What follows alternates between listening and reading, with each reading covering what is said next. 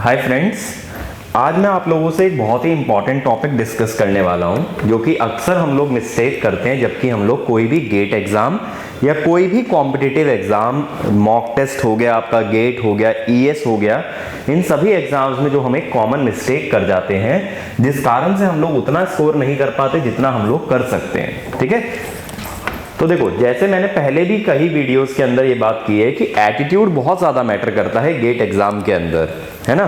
तो जब आप लोग कोई एग्ज़ाम अटेम्प्ट कर रहे हैं तो एग्ज़ाम अटेम्प्ट करते वक्त आपको कोई बात समझाने नहीं आएगा, तो आपको अपने अंदर से ही अपना एटीट्यूड ऐसा बदलना होगा कि जब भी आप लोग डाइवर्ट हो रहे हैं अपने रास्ते से, जब भी आप लोग एग्ज़ाम स्ट्रेटेजी से डाइवर्ट हो रहे हैं, तो आपको वापस अपने सही रास्ते पे लौट के आना होगा। अब इस बारे में मैं क्या बात करने वाला हूं आज। अक्सर क्या होता है जब हम लोग एग्जाम अटेम्प्ट करते हैं तो कहीं ना कहीं हमारे माइंड में लालच आ जाता है। लालच या ग्रीड किस टाइप की आ जाती है कि मान लीजिए मेरे पास लास्ट में आधा घंटा बचा है और मेरे 10 या 15 क्वेश्चन ऐसे हैं जो मैं अटेम्प्ट नहीं किया हूं अभी तक, तो होगा क्या, मेरा माइंड ये जाएगा कि मैं पहले उन 15 क्वेश्चंस को ट्राई करता हूं। हो सकता है अगर वो 15 क्वेश्चन 25 नंबर के हैं तो 25 नंबर में से मैं कहीं ना कहीं 12 या 13 नंबर गेन कर पाऊं। तो इस चीज को मैं कहता हूं कि ये लालच आ जाता है माइंड के अंदर। जब जितना पेपर छूटा हुआ है आप उसके पीछे पहले भागते हो आखिरी के कुछ टाइम में। लेकिन होता क्या है, इस चक्कर में हम लोग जो क्वेश्चंस ऑलरेडी अटेम्प्ट कर चुके हैं उनको हम लोग चेक नहीं कर पाते, उन क्वेश्चंस को हम लोग वेरीफाई नहीं कर पाते कि क्या हमने वो क्वेश्चन सही अटेम्प्ट किए हैं या फिर वहां हमने कोई मिस्टेक कर दी है। और इस वजह से क्या होता है, एग्जाम में से जब आप निकलते हो 45-50 क्वेश्चन अटेम्प्ट करके, तो उसमें आपकी एक्यूरेसी उतनी नहीं होती, जिस कारण से हमारा स्कोर बहुत ही कम हो जाता है। अब हमें एटीट्यूड में किस तरह से चेंज लाना होगा कि जब कभी हमारे पास एग्जाम में लास्ट टाइम बचता है तो उस लास्ट टाइम के अंदर मैं नए क्वेश्चंस के पीछे ना भागते हुए पहले प्रायोरिटी उन क्वेश्चंस को दूं जो मैं ऑलरेडी कर चुका हूं और उन क्वेश्चंस में मुझे कंप्लीट श्योरिटी नहीं है कि मेरा क्वेश्चन सही हुआ है। अगर ऐसे कुछ क्वेश्चन मेरे एग्जाम में बचते हैं तो मेरे लिए हमेशा प्रायोरिटी वही क्वेश्चन रहेंगे रेदर देन कि मैं कोई नया क्वेश्चन एग्जाम में जाकर के अटेम्प्ट करता हूं। इसीलिए होता क्या है, जब कोई एग्जाम आप अटेम्प्ट कर रहे हो तो उस एग्जाम में आखिरी का कुछ टाइम हमेशा ऐसा रिजर्व रखना चाहिए जिस टाइम के अंदर आप अपने ऑलरेडी किए हुए क्वेश्चंस को चेक करने वाले हो। अब बात ये आती है चेक करें कैसे, है ना।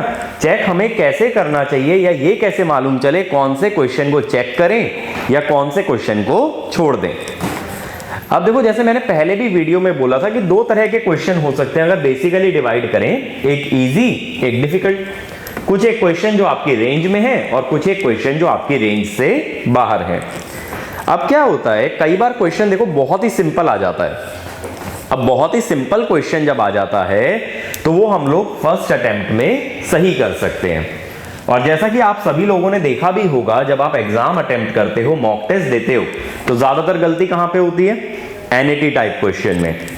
एनईटी टाइप क्वेश्चन में गलती क्यों होती है, क्योंकि वहां ना आपके पास ऑप्शन है, सेकेंडली वो प्योरली न्यूमेरिकल है, वो कंसेप्चुअल क्वेश्चन नहीं है, थर्डली जब न्यूमेरिकल क्वेश्चन है तो वहां कैलकुलेशन इन्वॉल्व होगी, थोड़ा सा स्टेप लेंदी जाएगा और थोड़ा सा जहां लेंदी गया वहां मिस्टेक होने के चांसेस भी हमारे बढ़ गए।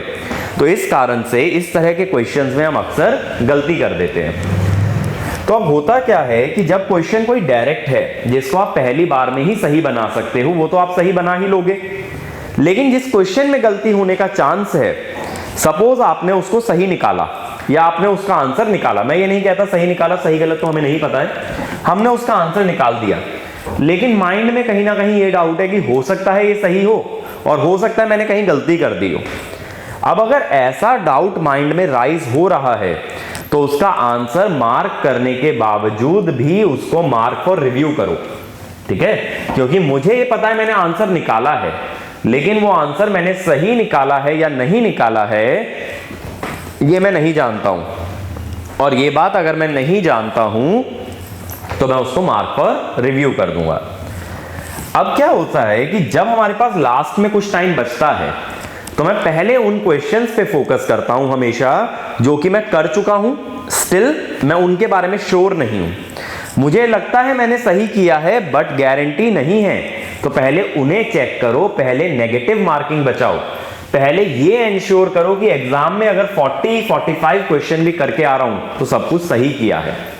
अगर ऐसा इंश्योर हो गया तो आपकी रैंक अपने आप काफी हद तक इंप्रूव हो जाएगी, रेदर देन कि मैं उन 20 क्वेश्चंस के पीछे भागूं जिस बारे में मुझे आइडिया ही नहीं था।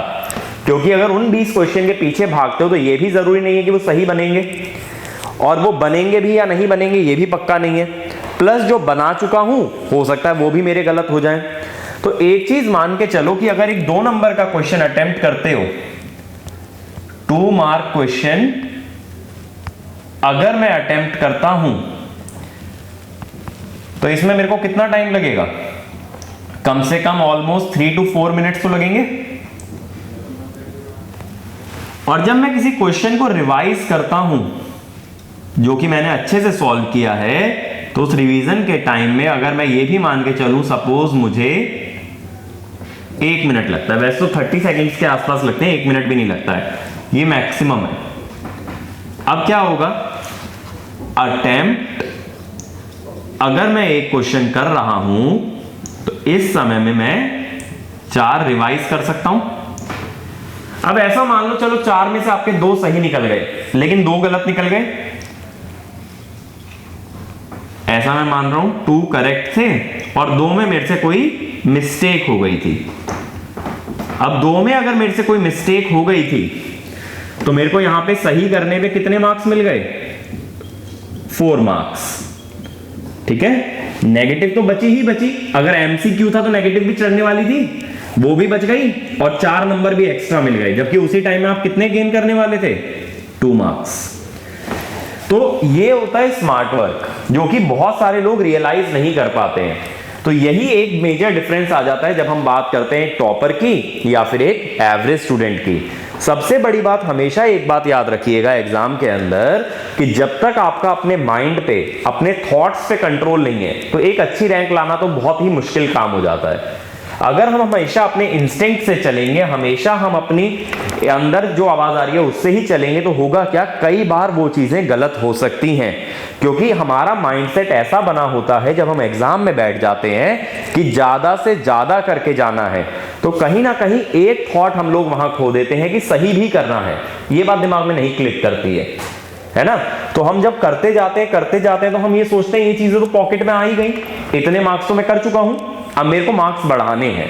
तो मार्क्स बढ़ाने हैं तो अटेम्प्ट बढ़ाना है। कभी भी मैं ये चीज नहीं सोचता हूं कि क्या जो चीजें मैंने की हैं वो सही भी हैं या वो सही नहीं है। तो हमेशा ये ध्यान रखना, जितने समय में कोई नया क्वेश्चन अटेम्प्ट करोगे उससे कम समय में रिवीजन हो सकता है, और रिवीजन करने पे मिस्टेक मिलेगी ही मिलेगी। ऐसा नहीं हो सकता कि आपने जो गलतियां की हैं वो आप नहीं पकड़ पाओ। और दूसरी बात क्या होती है, देखो कभी भी ऐसा मत करना किसी क्वेश्चन को अटेम्प्ट करने के बाद तुरंत उसे चेक कर रहे हैं, क्योंकि अगर आप इमीडिएटली उसको चेक करते हो तो होता क्या है कि हमारे से अगर 2 + 2 5 भी हुआ है तो मैं 5 बार पढ़ूंगा तो भी वो 2 + 2 5 ही निकलेगा। मैं उस चीज को इतना ज्यादा इग्नोर कर दूंगा क्योंकि मैं फॉर ग्रांटेड लेके चल रहा हूं ये तो सही होगा, मैं और जगह गलती ढूंढ रहा हूं, जबकि मेरी नजरों के सामने गलती है वो मुझे नजर नहीं आएगी। अगर वो गलती मुझे नजर नहीं आती है तो क्या होगा, टाइम भी वेस्ट हो रहा है और मिस्टेक भी पकड़ में नहीं आ रही है। इसीलिए जब हम लोग लास्ट में लौटते हैं रिवाइज करने के लिए तो क्या होता है, एक क्वेश्चन को मैं एक फ्रेश नजर से देख रहा हूं, एक नए नजरिए से देख रहा हूं, दोबारा देख रहा हूं। तो क्या होता है, कई बार जैसे आपने खुद ही अटेम्प्ट किया है क्वेश्चन, जैसे एक चीज ऑब्जर्व करना, इसके बारे में एक चीज बताता हूं। एक बात ऑब्जर्व करना, अगर आप कभी अपना क्वेश्चन चेक करोगे तो गलती मिलने के चांसेस थोड़े से कम है। आप किसी और का सॉल्यूशन चेक करो, जिस बंदे ने वही क्वेश्चन सॉल्व किया है आप उसकी कॉपी चेक करो, ज्यादातर चांस है आप गलती पकड़ लोगे। क्यों? क्योंकि आपको पहले से स्टेप नहीं पता है ना, आप ये नहीं जानते उसने किस ऑर्डर में प्रोसीड किया, वो क्या कर रहा था, आपको नहीं पता है। तो आप हर स्टेप को केयरफुली देखते हो क्योंकि आपके लिए वो चीजें नई हैं।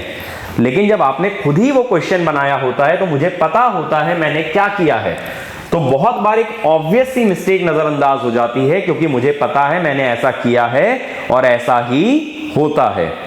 तो जब हम लोग आधे घंटे 1 घंटे बाद किसी क्वेश्चन पे लौट करके आते हैं तब क्या होता है, तब मेरे लिए वो क्वेश्चन नया बन गया होता है, तब मैं उस सॉल्यूशन को ऐसे चेक करता हूं जैसे ही सॉल्यूशन मेरा नहीं बल्कि किसी और का किया हुआ है, तब वो ऑब्वियस सी गलती पकड़ना बहुत ही आसान है। ठीक है, तो अगर कभी किसी क्वेश्चन में अटक भी जाते हो तो उसको छोड़ करके आगे बढ़ जाना चाहिए, क्योंकि जब कभी लौट के आओगे तो ऐसा हो सकता है वो क्वेश्चन आपको इतना ऑब्वियस लगे कि ये चीज आपने पहले कैसे मिस कर दिया। और यही एक तरीका होता है कि रिवीजन क्यों इंपॉर्टेंट है, क्योंकि जो गलतियां पहली बार में नहीं दिख रही थी वो आपको अगली बार जरूर दिखेगी अगर वो क्वेश्चन आपके लिए एकदम नया बन जाता है। तब अगर अपना सॉल्यूशन चेक करते हो तो वो गलती आप पकड़ ही लोगे। ठीक है, तो ये बात हमेशा ध्यान रखें, जब लास्ट का टाइम बचता है तो रिवीजन ज्यादा जरूरी है अटेम्प्ट से। अटेम्प्ट भले ही आप 45-50 क्वेश्चन भी कर लें गेट में, लेकिन 90-95% एक्यूरेसी है तो आपका स्कोर बहुत ही अच्छा आ सकता है, रेदर देन कि मैं 65 क्वेश्चन अटेम्प्ट करूं और मार्क्स भी 65 ही लेकर के आऊं। तो गलतियां हमेशा मिनिमम रखनी है, एक्यूरेसी हमेशा हाई रखनी है। अटेम्प्ट मॉडरेट भी होगा तो भी एक PSU या MTech के लायक स्कोर हम लोग गेन कर सकते हैं। तो ये बातें अगर आप माइंड में रख के चलते हो तो थोड़ा सा अपने माइंड पे कंट्रोल करो। जब भी माइंड ये बोले नहीं यार अटेम्प्ट करते हैं, तो आपको खुद को रिमाइंड करना होगा अटेम्प्ट से ज्यादा जरूरी क्या है, रिवाइज। ठीक है, अंदर से आवाज आती है नहीं अटेम्प्ट कर लेते हैं, वो लालच रहता है। स्कूल कॉलेज टाइम से हम यही देखते आए हैं कि अटेम्प्ट करना है, अटेम्प्ट करना है, लेकिन वो चीज कॉम्पिटिटिव एग्जाम्स में नहीं चलती है। कॉम्पिटिटिव एग्जाम्स में अच्छा करने के लिए चाहे आप किसी भी ब्रांच से हैं, कोई भी एग्जाम अटेम्प्ट कर रहे हैं, accuracy is first and foremost important. तो एक्यूरेसी पे ज्यादा से ज्यादा वर्क करें। अटेम्प्ट अपने आप ग्रेजुअली धीरे धीरे बढ़ता जाएगा जैसे जैसे आपकी प्रैक्टिस का लेवल इंक्रीज होता है। तो अटेम्प्ट के बारे में बहुत ज्यादा ना वरी करते हुए, अगर आज के टाइम में भी आप मॉक टेस्ट लगा रहे हो और 45-50 क्वेश्चन अटेम्प्ट कर पा रहे हो, गुड इनफ है। बट उन्हीं 50 क्वेश्चंस के अंदर एक्यूरेसी बहुत ज्यादा अच्छी हम लोगों को मेंटेन करनी है। अब मैं उम्मीद करता हूं कि थोड़ा सा ये चीज क्लैरिटी आई होगी कि कहां डिफरेंशिएट हो जाता है लास्ट का हाफ आवर और 1 आवर जब हम बात करते हैं एक एवरेज रैंक या फिर एक टॉप 100 रैंकर की। और यही क्वालिटी अगर आप अपने अंदर जनरेट करते हो, अपने अंदर एम्बेड करते हो, तो हो सकता है कि आपकी रैंक भी काफी हद तक इंप्रूव हो पाए। Thank you.